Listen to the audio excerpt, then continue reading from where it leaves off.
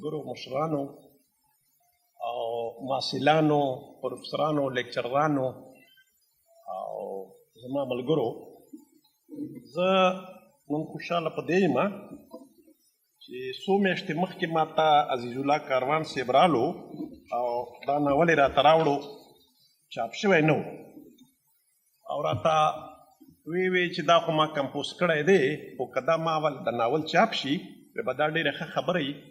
ما ورسره واده وکړه، خو ما ورته وویل چې موږ یو پرابلم دی، یا پرابلم دا دی چې موږ دې کال لپاره کتابونه نیولي دي. د تېر کال مې ورته یادولو چې دې لپاره موږ کتابونه نیولي، انشاءالله ستا اول کتاب به مخته کال کې چاپ کوو. خو بهرحال خدای دې ښه لري چې ده تعریف وکړله او له بل چېرته نه کتاب یې چاپ کړو، او زه ته مبارکي وایم چې دا مخکې اهل زبان و، اوس اهل کتاب شو. او په دې باندې زه عزیز الله ستا ډېره ډېره مبارکه شه. دویمه خبره دا دی، زموږ ملګرو کې ارمان صاحب چې کوم دی، ډاکټر ارمان صاحب واقعا کې لکه چې اوس پاسېدلی دی شاید، دا ما خو یې که دا لیک ناست وي، ښه هغې ډېره ټیکنیکل طریقې سره هغه په دې ناول باندې خبرې وکړې. ځینې خبرې خو ما ته ډېرې ټیکنیکل وښکارېدلې، ځکه چې زه خپله مې سوچ په کولو چې یاره اول خو به د پښتو ټکي د واله ترجمه کوم ځان ته، بیا په خپله باندې ګو چې زه ورسره مطلب دا ده چې ډېرو څیزونو سره لکه چې کوم ته ارمان پاکستاني پښتو افغاني پښتو ما خیال کې دا شانته ته ورته وایي، خو زه داسې نه وایم. خو ما دا خپله دا څیزونه ښه نه لګي چې افغاني پښتو پاکستاني پښتو ټوله یوه دی. بهرحال ارمان صاحب چې کوم ټیکنیکلي هغه څیزونه وڅېړل او د زمان نوکان په چوکاټ کې یې وڅېړل، هغه ډېر ښکلي طریقې سره دا اړخونه پیش کړل. بیا هغه نه پس خادم حسین صاحب خو ما نه دی کشره، خو چې دی ما نه پاسي مخکې بیا زه خوشحاله شم. عموما چې دی ما نه مخکې پاسي بیا زه خوشحاله شم چې دا 100% مسله خو ما وله حل کړي، ځکه چې زه کومې خبرې کول غواړم هغه دی عموما وکړي. مطلب دا ده چې یو 50% خبرې دی ما نه مخکې دی وکړي، بیا ما ته لکه هغه خبرو بیا ضرورت دوم ځل لپاره نه پیش کېږي. بهرحال خادم حسین صاحب هم د فلسفیانه انداز کې د ماضي حال مستقبل او خاص کر په ژبې حوالې سره او د استعمار د جبر او د منګه د انګریز او بیا پاکستان او مطلب د نور هغه خبره وکړه. او خو یو ټکي سره چې د خبره کوله چې را ناول زه بوتلم خپل ځان سره په کوڅو کې وګرځولم، دا هم د یو ډېر غټ کمال وي. ما ته بیا شمسه او شمسه کې واپسې چې کوم انګریزي کې چې و او شي اینډ ریټرن آف شي بیل ناول و او ریټرن آف شي بیل ناول و د رایډر هیګر.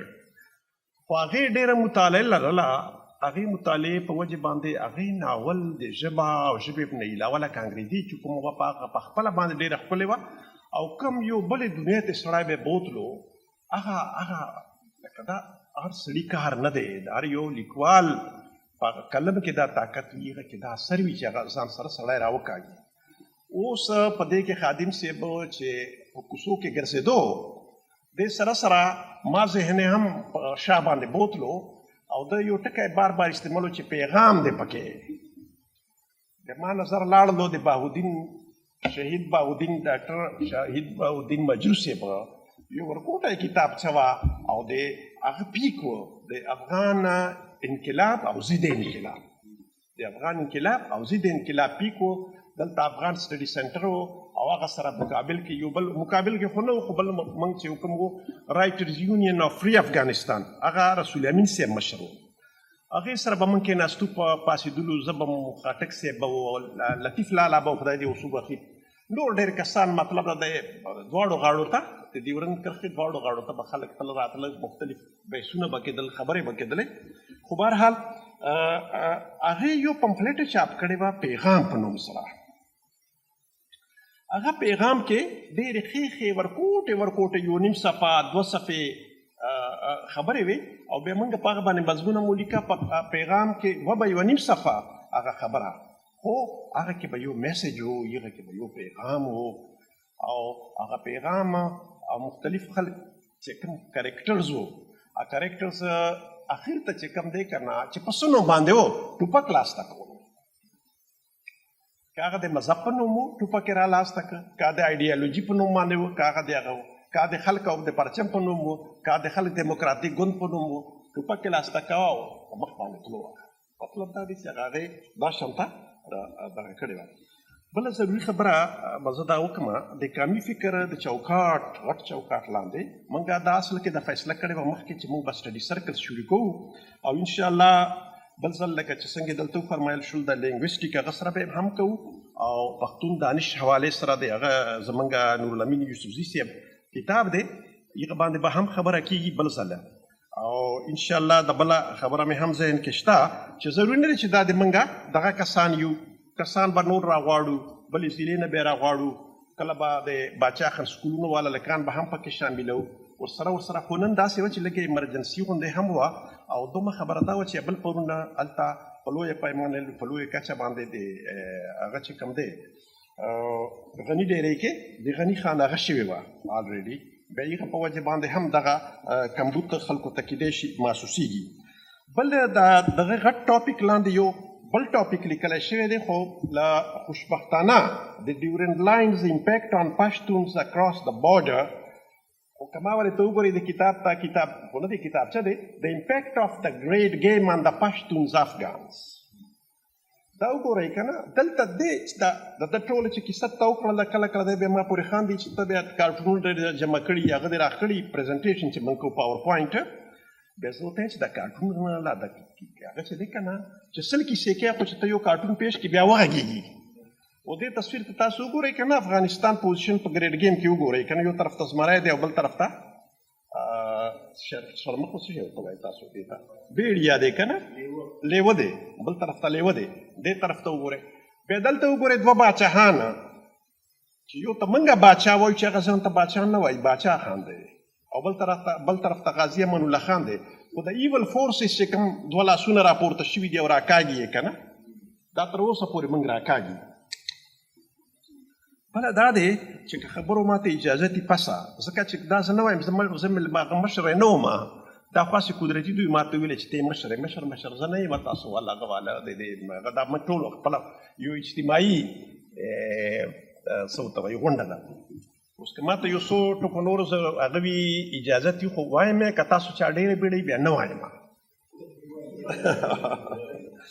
داسې دی چې زه خو اول ادیب نه یم، د ما ته ښکلي ټکي نه راځي چې کوم خادم صاحب استعمالوي او دوی استعمالي بیا هغه ادبي ټکي ما ته ډېر نه راځي. خو بهرحال زه دا وایم چې انساني ذهن چې کوم دی دا د سمندر په شان دی. سمندر کې کله چپې شي، کله طوفان پکې راشي، کله سونامي وي، کله خاموشي شي، کله جهازونه او کشتۍ پکې روانې، کله پکې ډوبې شي، کله د خپله سینه لویو کې یو دریابونه راکاږي او هغه راکاږي. خو دې ته که موږ وګورو دې په شان باندې انسان ذهن مطلب د ما سمندر سره هغه ورکړو. انسان خپل جذبات چې ده څنګه ورته اشاره وکړله اندروني او بیروني په هغه کشمکش په وجه باندې اظهار کوي. کله دنه انقلاب راوځي، کله پاسون شکل کې هغه خپل جذبات راوباسي، کله لیک په شکل کې، کله شاعري په شکل کې. اوس دا ټول څیزونه کله مثبت وي کله منفي وي، دا ضروري نه ده چې همیشه دپاره به مثبت وي. یار نوي هلکانو ملنګانو په خیر رالی، ټولو ملګرو ته په خیر رالی. زمونږ پښتو ادب هم دغې چپو کې روان دی، زمان و مکان چپو کې روان وو او روان به وي. د عزیز الله کاروان صاحب جذبات خپل نه دي، دا هم چې د اشارت لکه څنګه ډاکټر صاحب اشاره چې ورته وکړه دا هم په هغه چوکاټ کې کېږي. ګو چې دا فرق شته پکې چې یو به مشر وي یو به کشر وي. دی چونکې کشر و او تجربه یې لا هغه خپل یو اولني سټیج کې دی، هغه په وجه باندې دته ډېر شیونه بدل ښکاري چې کوم موږ ته بدل نه ښکاري، او خپلې تجربې او خپلې هغه په بنیاد باندې دا سیس لیکلی دی. خو بیا هم د نوي نسل ترجماني کوي او نوي نسل کې دا ډېره ښه خبره ده چې لکه یو مثبت خبره ده چې لکه دا شی په مخ باندې موضوع. اوس رښتیا خبره دا دی چې دا ته د یو نسل چې کوم ویشلی شوی دی هغه خبره کوې، تقسیم شوي نسل خبره کوې. نسل یو دی، تقسیم شوی دی، هغه خبره کوې. چا تقسیم کو؟ آیا دا ویش خدای پاک ویشو؟ نه، دا خدای پاک ویشلی نه دی. موږ ول بیا چې کمیونیزم خلاف په چا خبرې کولې که نه، وایي د پنځه ګوتو ته وګورئ، پنځه ګوتې یو شان ته نه دي به دی. هغه ول کمیونیزم کې به خلک څنګه یو کېږي؟ دا به عموما یوه هغه به دا وه چې پنځه ګوتې یو شان ته نه دي. دا خدای ویش نه و، دا چا کړي دي؟ دا د یو خپل وخت یو سامراجي قوت د خپل وخت والا هغې منګه وویشلو، منګه یې ټوکړې کړو، زمونږ قام یې ټوکړې کړو، زمونږ هېواد یې ټوکړې کړو، زمونږ قامي اتحاد او پرمختګ یې وتړلو، او زمونږ سیاست معیشت یې ټول تباه کړو. د دې شي که هغه کې ګوري هغه ته به ووایم چې زما وروڼو او خویندو، نن لږ زه یو دوه درې صفحه ټکي کوم تاسو ټولو په اجازت سره. خبره دا دی موږ سره به زوړ حساب کېږي، موږ سره به زوړ حساب کېږي. مطلب ما دا دی نه چې موږ سره به بل څوک حساب نه کوي، موږ به خلکو سره حساب کوو، موږ به خلکو سره حساب کوو.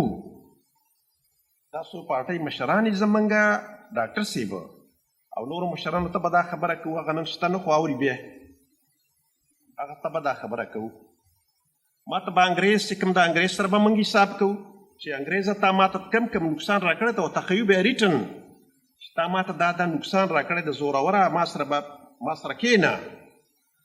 امریکې سره به یې کوو چې امریکې تا ما دومره خلک مړه کړي دي، تو دومره د ما ته نقصان راکړی دی، ما د کلتور خراب کړو، ما د ژبه خرابه کړه، ما ته د هېواد دغه څاروو ته دې واچولو، څه شی حساب به ما سره کوې. داسې نه، داسې به په تیاره دې نه پرېږدم. ها پاکستان ته به را سره حساب کوې، پنجاب ته به را سره حساب کوې. ګوره حساب کتاب موږ نه دی لا کړی. موږ څلور وروڼه دلته کوای چې څلور وروڼه یو، څلور وروڼه به حساب کوي جناب، حساب کتاب بغیره به نه ځي. نور به واشنگټن او بیجینګ او اسلام آباد او لاهور چلاکي، بدماشي، ډیپلوماسي نه منو او نه منو، او تهران پکې واچوه. دا بدماشي نه منو، ډیپلوماسي نه منو، هېڅ شی نه منو په مخ باندې. پوه شوې که نه؟ او بله خبره ته وکړم، دې پاره به دا خبره نه کوئ چې سر قرباني به ورکوو بیا ټوپک راواخلئ. نه، سر قربانیانې به دغه ډېرې وې. داسې کارو کې لږې دماغو قرباني ورکوئ، لږې سره کښېنئ، لږې سره یو ځای شئ او لږې اتفاق راولئ. او که اتفاق بیا هم نه راځي بیا انفرادي جدوجهد شریکئ، خو په دغو ټکو چې موږ دا خلک مجبور کړو چې حساب ورسره وکړو. ځکه ګوره ډرامې به موږ ډوره ډرامې مرامې موږ نه منو.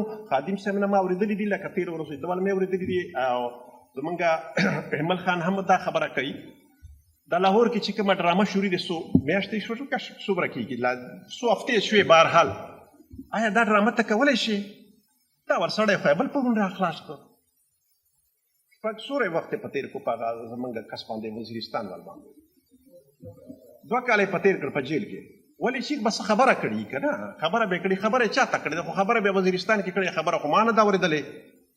لا به یې چېرته څه کې به یې کړي، او که پارلمان کې کړي، که پارلمان کې کړي، پارلمان کې خو په دغه شي باندې اجازت دی ورته، هغه خو کولی شي. اوس دا ګپونه مپونه به نه چلي چې دا فوج رالو، بیا دا پولیس ورته ولاړ دی، او دغه هلک دی، او هغه خپه ماته شوه، هغه لاس مات شو.